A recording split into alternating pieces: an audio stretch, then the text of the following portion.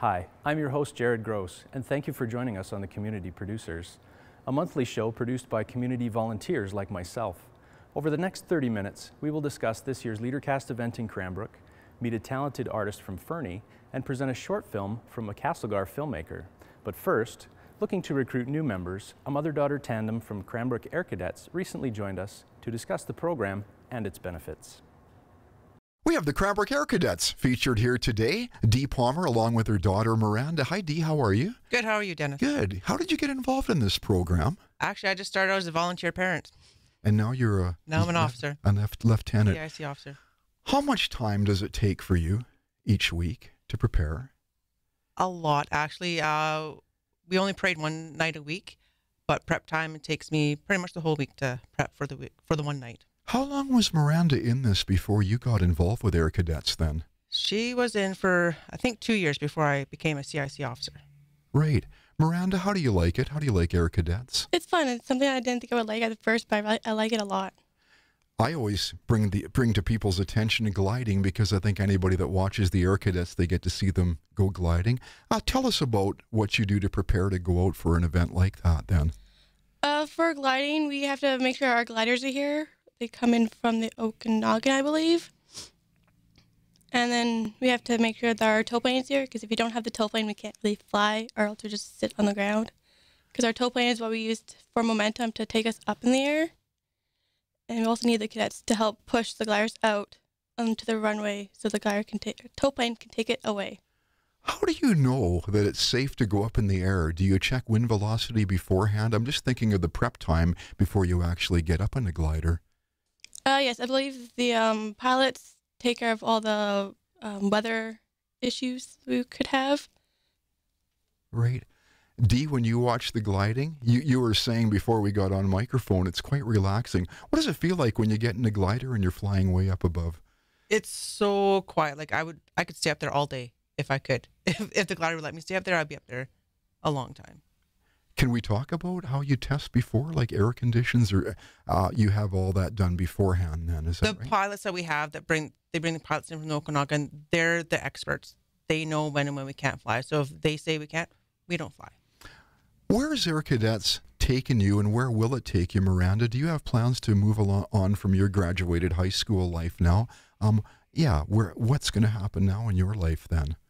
I'll probably take a year off from cadets, go to college and work, and then probably come back as a CI officer, or a CI, civilian instructor, then maybe work my way up the ranks as an officer. Great. What would you tell younger kids or parents that may be watching this shoot here on Shaw TV about what got you involved and how much you like being a part of Air Cadets here in Cranbrook? What got me involved was, actually I heard it on the radio, which is kind of ironic right now. Our old warrant officer was on the radio, and I kind of got into that because she was there, and also like to fly, so I thought it'd be very interesting. And it's very fun. You get to meet lots of people. You do fun, interesting things, and yeah. I'll ask you both about the time commitment because you go every Tuesday, I believe you told me. What are you asked of, and Dee, what are you asking of the cadets themselves to do in between time to prepare for each meeting that comes up then? It's mostly just our senior cadets. So the flight sergeants and up have to prepare for a lesson for the next week or for 2 weeks from now. So we give them that prep time to get ready for that lesson that they need to teach. We don't want to take a lot of their time up because they do have school and other activities that they are involved in. So we try and take as less time as possible. Dee, Miranda, is it hard for you to juggle between your schoolwork and trying to be a member of the cadets then? It can be sometimes because we do extra stuff like during the week and weekends, so it's kind of hard to like balance homework and cadets. Sometimes they conflict with each other, but you always find a way to make it work. I know that the cadets always like to be in the community. What are some of the events that you've attended over the last couple of years that you really enjoy when you get to be a part of the community and show the public that what you do all the time then?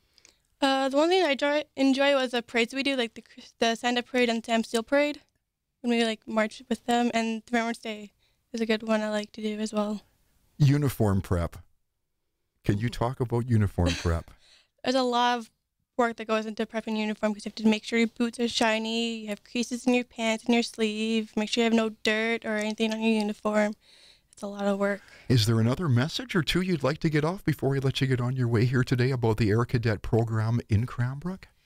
It's for ages 12 to 18. It's a really great program for them to go from the adolescent stage into adulthood. So we give them prephood that they can take from here and go and be a productive citizen of the community. Lee and Miranda, you think it's helped you quite a bit, do you? Mm-hmm. It definitely helped me a lot with self-confidence and being able to like speak in public. I used to not be able to do it, but now I'm somewhat getting better at it. That's part of the program, though, is it not? Mm-hmm.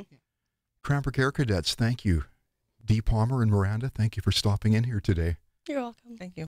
Cranbrook musician Dawson Rutledge has some new hardware for his mantle after taking home Best Folk Roots Country Act and Breakthrough Artist of the Year at the Kootenay Music Awards in Nelson. Here now is a closer look at the young musician. But I hope one day it'll all be clear. Since he first began writing music and performing in early 2015, Dawson Rutledge has been pounding the pavement, playing every show he can in an attempt to get his music out there. Maybe you could learn a thing or two.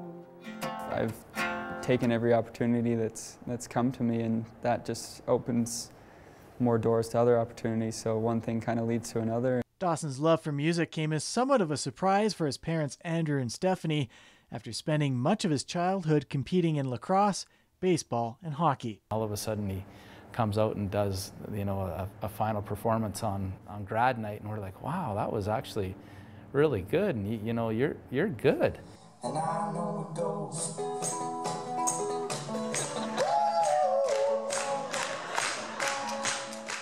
While most parents might not be too thrilled when their child first tells them they want to pursue a career as a musician, the Rutledge family was on board. Follow your dream, follow your passion. If it works for him, great, and if it doesn't, he's 18 right now. You know, if he spends 5 to 10 years kind of enjoying this time of his life and getting out and trying this, at least he can say, I tried. For inspiration when it comes to following his dreams, Dawson doesn't need to look too far. His uncle Ben Rutledge was a 2-time Olympian and a gold medalist at the 2008 Games in Beijing. To watch the kids and to do that, to be able to share that with them, and I think that's kind of neat for them to see someone in the family who has had that passion, that dream, and attained that level. With an independent album already out there, Rutledge recently produced his first homemade music video. Well, it was actually my friend's idea. That's his favorite song, so he wanted to shoot a music video for me. And so we set up a few cameras in my basement and put a little backdrop there. So bring out your bullets and bandages, oh, shine up your guns and knives. He can even say he's made his first chart appearance, as his album, Today, Tonight, Tomorrow, made radio station CIBL's Country Folk Chart. I kind of climbed up and made it to number 5. I started at 10, went to 8, and then up to 5, and stayed at 5 for 2 weeks. Just how far Rutledge can take this dream remains to be seen, but he certainly appears to be off to a good start. I think it just comes down to his internal drive. If he wants it, he can probably take it quite far. In the meantime, he already has plans to get back into the studio. I'm hoping to actually record some of the new stuff that I've written pretty soon, and hopefully put out another little EP or a small album. To keep tabs on Dawson, you can visit his website at dawsonrutledge.com, and you can find his album on iTunes. For the community producers in Cranbrook, I'm Blaine Evans. Up next, a short film from Castlegar filmmaker Ron Verjus titled Joe Hill's Secret Canadian Hideout. In the miners' union hall, says I, but Joey was shot and gone. Says he, I'll never fall. Says he, I'll never fall.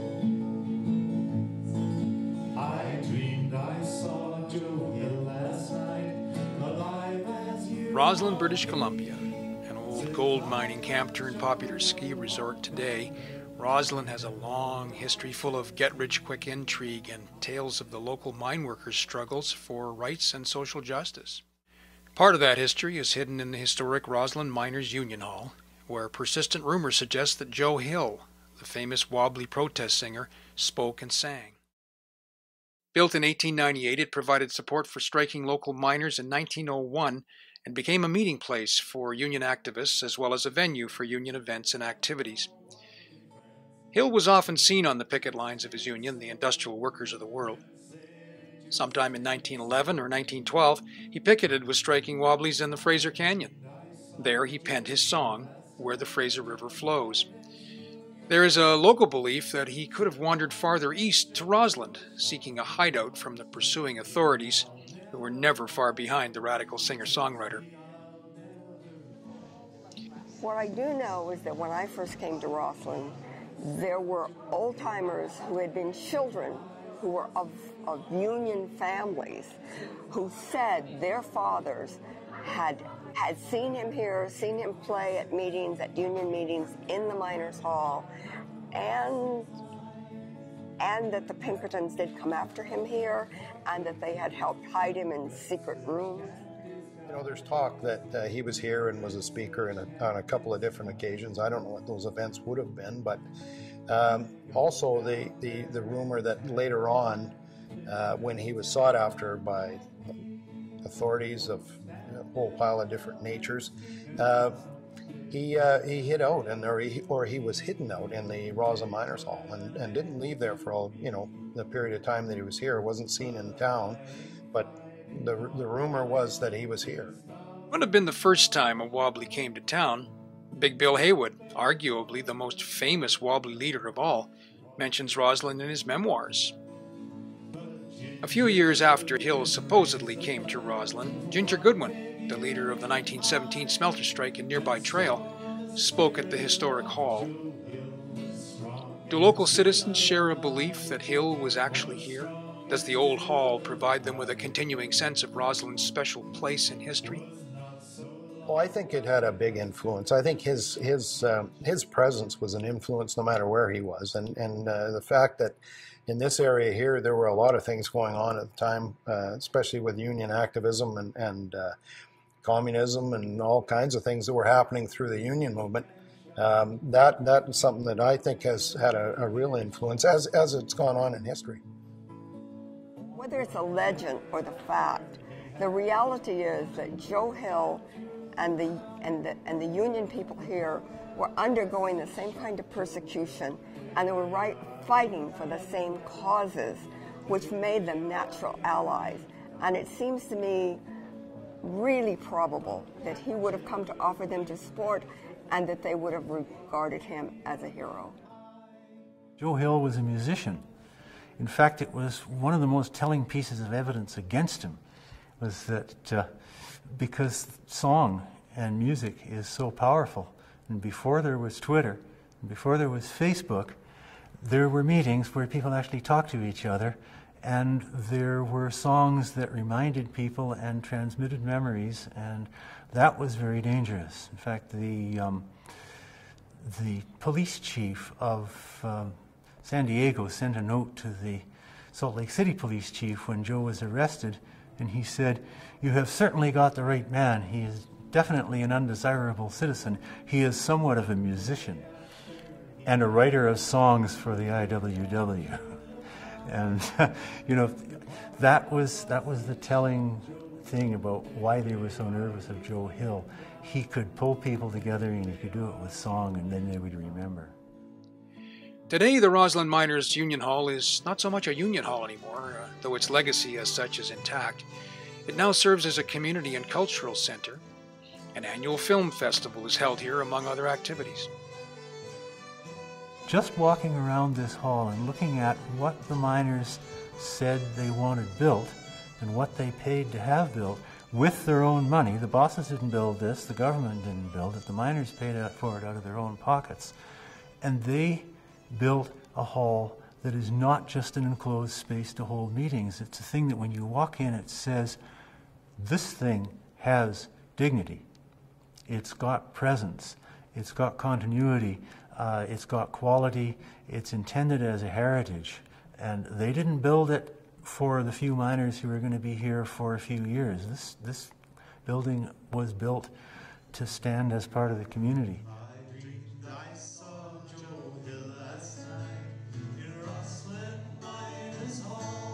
There wasn't any solid historical evidence that proved Joe Hill was ever in Rossland. No graffiti scratched on a back wall reading "JH was here." No ghost hiding in the rafters of the 4th floor attic. Still, what does remain is the rumor of his visit, a kind of rural urban legend perhaps, and a fighting spirit that can still inspire young and old alike to stand up for what they believe is right and just. In fact, the legend of Joe Hill's secret Canadian hideout still resonates at the Joe Hill Coffee House once a month, when some of his songs can still be heard bouncing off the big ceiling beams of the Roslyn Miners Union Hall.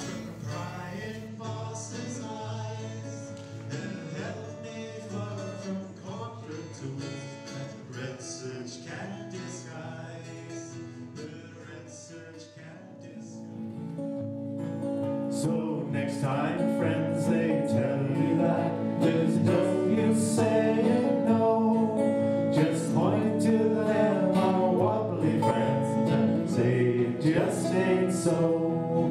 And say it just ain't so. I dreamed I saw Joe Hill last night in the Miners Union Hall.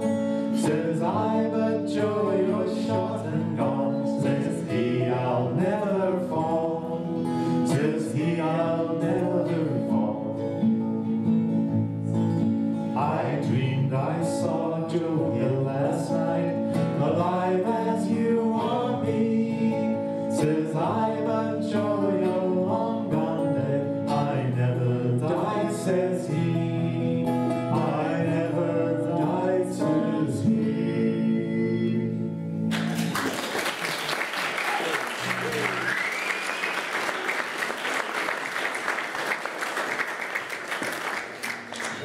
Thank you, Les.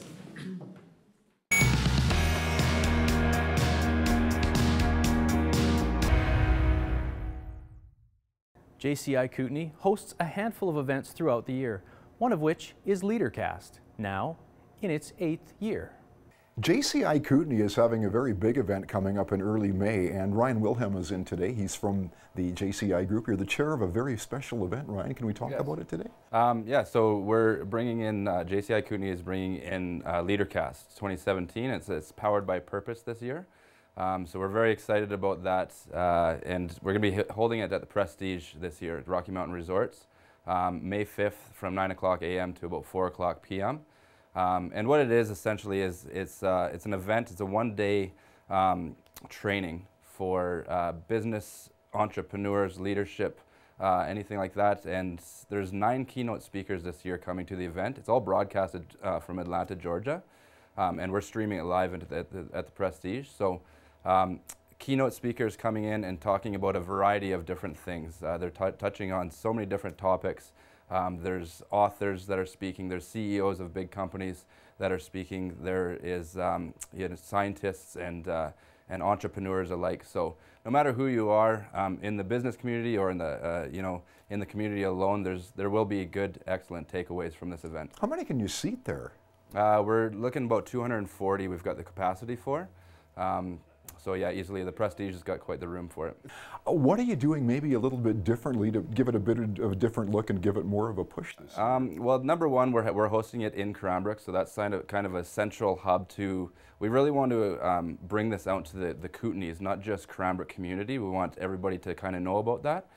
So we are hosting it in Cranbrook and hoping to get a big audience from Invermere, Radium, Creston, Kimberley alike. And another thing, we've got some entertainment that's going to be coming to the show with, in between some of the headline sponsors or the headline speakers and things like that.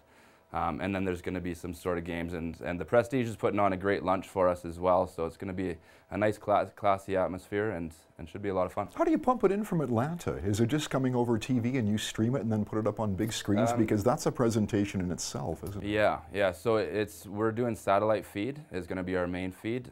We are talking to them right now about using internet feed, just live stream feed from the event as well as the backup, but essentially everything will have a network of TVs and big screen TVs around the room, and no matter where you're sitting in the room, you'll be able to get a great view of the show. I don't know if you know history or not. What got LeaderCast going in the first place 7 years ago? Was it a group within JCI International that said, how can we all get together and do this? Is there a bit of a history on it? the history internationally, I'm not 100% sure who else does this, but JCI Kootenay is always looking for new innovative ways to bring some sort of attraction to the Kootenays, to Cranbrook, and things like that. So we're very happy to be a part of this, to be hosting this, this event, and it's something that's been going well for us for a number of years, and we're going to continue to each year make it a little bit better and a little bit stronger, and go from there. Anytime I talk to someone from JCI, they speak of the organization with a lot of pride. How did you get into it, and how did you get to be a chair? Actually, LeaderCast last year, I went to LeaderCast. I was invited by a friend, and